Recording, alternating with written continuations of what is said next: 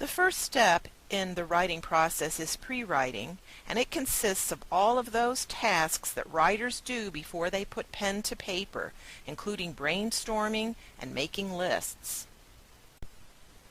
In the pre-writing stage, consider setting a timer for 3 to 5 minutes, depending on the length of your paper. It's key to keep your pencil moving or keep your fingers typing on the keyboard. Don't edit or censor your ideas. Write everything down that comes to mind. There will be time later on to keep or discard your ideas. Just let your mind go and try to get as many ideas down on paper as you can in the time allotted. After you have made your brainstorm list, you can separate ideas into categories or outline them to be developed into paragraphs later.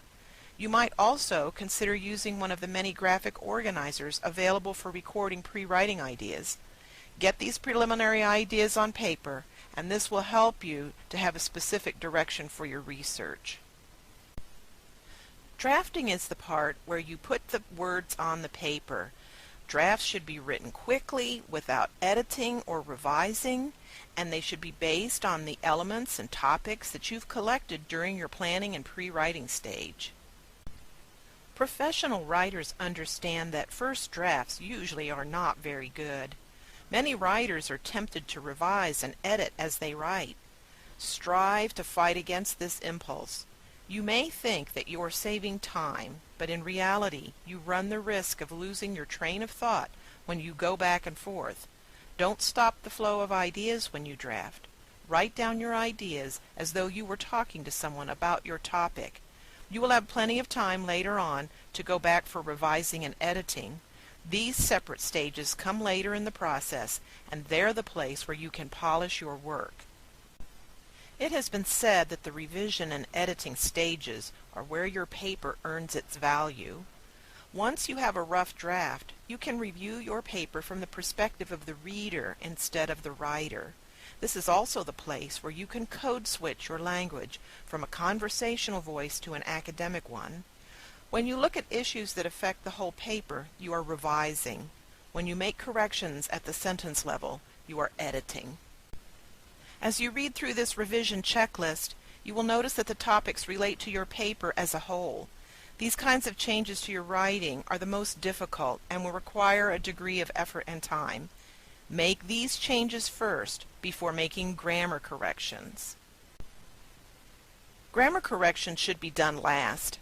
They are easiest and can usually be done quickly. Although it is tempting to make quick corrections, wait until you have made all your revisions first, because you might end up actually deleting grammar errors during your revision process. If you have questions about these kinds of correction issues, refer to the Symbaloo Webliography on grammar for help.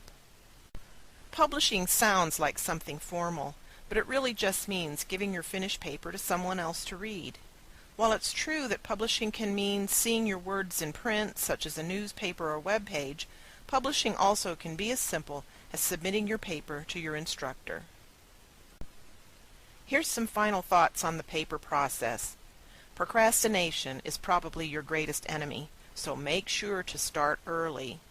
Don't try to write your paper all at once. Rather break it down into smaller segments. And always proofread your paper. Don't depend on spell check. It's best to proofread from a hard copy. Use triple space so that you have some room to make comments. Take breaks, and if you start early enough, you can have a day or two between writing stages. Most importantly, never be afraid to ask for help. I am always eager to help you, and there are lots of resources